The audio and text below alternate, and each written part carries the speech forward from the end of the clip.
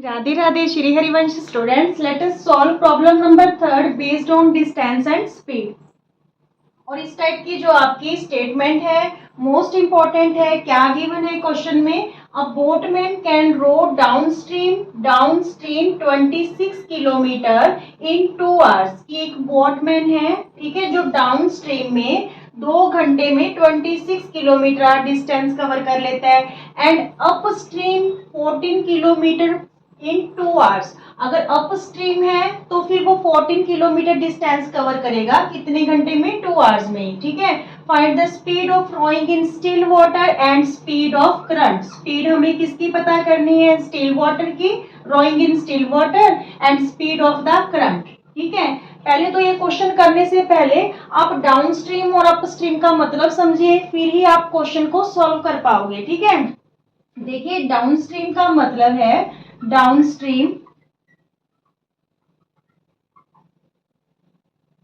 Downstream का मतलब है कि अगर बोट इस डायरेक्शन में जा रही है, ठीक है, बोट इस डायरेक्शन में जा रही है तो करंट की डायरेक्शन भी सेम है। बोट और करंट दोनों की डायरेक्शन क्या है? सेम है। तो इस केस में जो टोटल स्पीड है वो बढ़ जाएगी, ठीक है, क्योंकि जो बॉटमैन है वो भी फोर्स लगा रहा है, ठीक है, और जो करंट है यानी जो लहर है, ठीक है, वो भी उसी डायरेक्शन में उसको फोर्स कर रही है।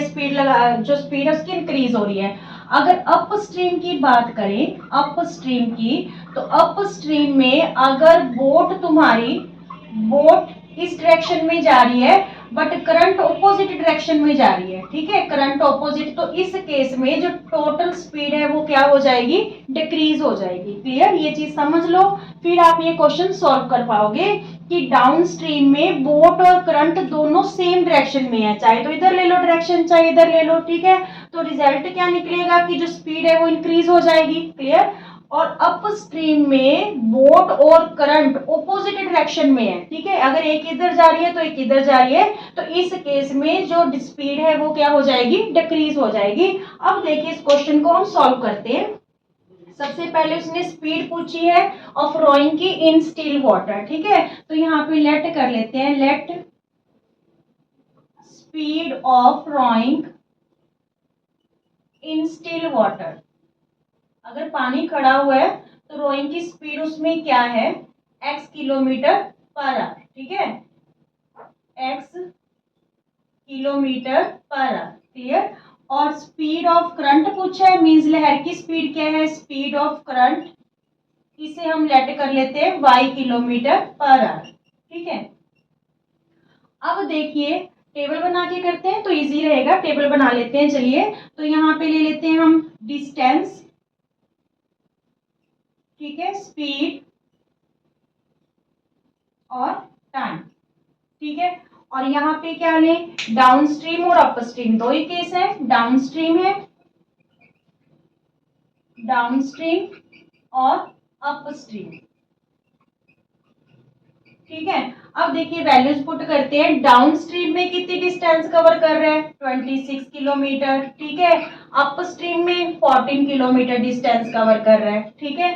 अब देखिए जो है टाइम है दोनों में कितना कितना है? 2 आवर्स है, इसमें भी 2 आवर है, ठीक है। अब स्पीड जो इसकी है, कहाँ जो स्पीड है हमने स्टिल वाटर की मानी x, ठीक है, और करंट की मानी y, ठीक है। तो मींस अगर हम डाउनस्ट्रीम की बात करें तो डाउनस्ट्रीम में दोनों स्पीड ऐड हो जाएंगी, ठीक है, और अपस्ट्रीम में x माइनस वाई, ठीक है, स्पीड इसकी डिक्रीज हो जाएगी। तो यहाँ पे स्पीड होगी x प्लस वाई डाउनस्ट्रीम में और अपस्ट्रीम में x माइनस वाई होगी, ठीक है, क्योंकि जितनी फोर्स वो लगा रहा है उसकी फोर्स करंट की फोर्स की वजह से कम हो रही है, तो x माइनस वाई, और यहाँ पे दोनों की स्पीड प्लस हो जाएगी x प्लस वाई, ठीक है। यहाँ पे 2 आवर्स है, पर यहाँ पे 2 आवर्स लिखने की बजाय जो टाइम होता है उसका फॉर्मूले के अकॉर्डिंग हम इसमें सेट करेंगे। देखिए टाइम क्या होगा हमारे पास? स्पीड डिस्टेंस अपॉन टाइम होता है। स्पीड की फॉर्मूला क्या होता है? डिस्टेंस अपॉन में टाइम, तो टाइम का फॉर्मूला फिर क्या हो जाएगा? डिस्टेंस अपॉन में स्पीड, ये स्पीड इधर आ जाएगा, टाइम इधर, ठीक है। टाइम का फॉर्मूला हमारे पास क्या आ गया? Distance upon speed, means distance upon speed 26 upon x plus y. यहाँ पे भी 2 आर यूज नहीं करते, पहले वेरिएबल की फॉर्म में लिखते हैं कितना उसको टाइम लगा, तो डिस्टेंस अपॉन में स्पीड। Is it clear? ठीक है, ये हमारे पास दो अलग अलग केस है, दो अलग अलग कंडीशंस हैं, ठीक है, कि डाउन स्ट्रीम में 26 किलोमीटर जो है डिस्टेंस कवर कर रहा है 2 आवर्स में। तो पहले हमने इसे वेरिएबल की फॉर्म में बनाया है कि 26 किलोमीटर डिस्टेंस है, स्पीड डाउन स्ट्रीम में स्टिल वाटर की, ठीक है, स्टिल वाटर में, और जो करंट है दोनों की ऐड हो जाएगी तो x प्लस वाई होगी। तो इस केस में टाइम डिस्टेंस अपॉन स्पीड हो गया, ठीक है। अगर हम अप स्ट्रीम की बात करें तो सेम ही 2 घंटे में, मतलब कि वो कितना डिस्टेंस कवर कर रहा है 14, यहाँ पे 26 था, यहाँ पे 14 कर रहा है 2 घंटे में। क्यों? क्योंकि यहाँ पे स्पीड कम होगी, क्योंकि both are in opposite direction, upstream है, ठीक है। तो फिर हमारे पास स्पीड क्या होगी यहाँ पे x माइनस वाई, क्लियर। तो जो अप स्ट्रीम जो टाइम होगा इस केस में डिस्टेंस अपॉन में स्पीड। अब देखिए फर्स्ट केस के अकॉर्डिंग जो हमारे पास टाइम है 26 अपॉन एक्स प्लस वाई, यानी डिस्टेंस अपॉन स्पीड, वो कितना दे रखा है 2 दे रखा है, ठीक है, क्योंकि 2 घंटे में उसने कवर की। तो यहाँ पे हम ये इधर ले जाके मल्टीप्लाई कर देंगे, या फिर इसको 2 को इधर ले आते हैं, एक्स प्लस वाई को उधर ले जाते हैं। तो 26, ये 2 इधर आ गया अपॉन में, और ये x प्लस वाई उधर चला गया, ठीक है। तो x प्लस वाई की वैल्यू हमारे पास क्या आ गई 13, ये कैंसिल होके क्या आ गया 13 आ गया, इक्वेशन फर्स्ट सेट होगी, क्लियर। सेम ही सेकंड केस में, सेकंड केस में जो डिस्टेंस है वो कवर की 14, और जो स्पीड थी वो थी x माइनस वाई। तो ये जो टाइम है t2 कितना है एक्चुअल में 2 आवर्स है, ठीक है। तो इसी में ऐसे इसी में करेंगे, 2 इधर ले आते हैं, x माइनस वाई उधर ले जाते हैं, 2 इधर आके डिवाइड हो गया और x माइनस वाई इधर चला गया, ठीक है। तो यहाँ पे 2 7 जा 14, x minus y equal to क्या आ गया 7 आ गया, क्लियर। ये इक्वेशन हमारे पास सेकंड सेट होगी, ठीक है। अब देखिए y वेरिएबल एक प्लस है एक माइनस है, तो दोनों इक्वेशंस को ऐड कर देते हैं, जिससे हमारे पास वेरिएबल्स की वैल्यू आ जाएगी। इक्वेशन 1 प्लस इक्वेशन 2 कर देते हैं। इक्वेशन फर्स्ट है x plus y equal to 13, और सेकंड है x minus y equal to 7, clear. दोनों को क्या कर रहे हैं ऐड कर रहे हैं, तो ये कैंसिल हो गया, 2x इक्वल टू 20, x की वैल्यू 20 अपॉन 2, ये 2 मल्टीप्लाई इधर आके डिवाइड हो गया, तो x की वैल्यू हमारे पास क्या आ गई 10, ठीक है। Now put the value of x in any equation, किसी भी इक्वेशन में पुट कर ले हमारे पास वैल्यू आ जाएगी। तो हम इक्वेशन 1 में पुट कर लेते हैं, ठीक है। Put the value of x in equation 1, ठीक है। x plus y equal to 13 है फर्स्ट इक्वेशन, तो x की वैल्यू 10 आई है, प्लस y इक्वल टू 13, तो y की वैल्यू 13, ये प्लस 10 इधर आके माइनस 10 हो गया, y की वैल्यू हमारे पास क्या आ गई 3 आ गई, ठीक है।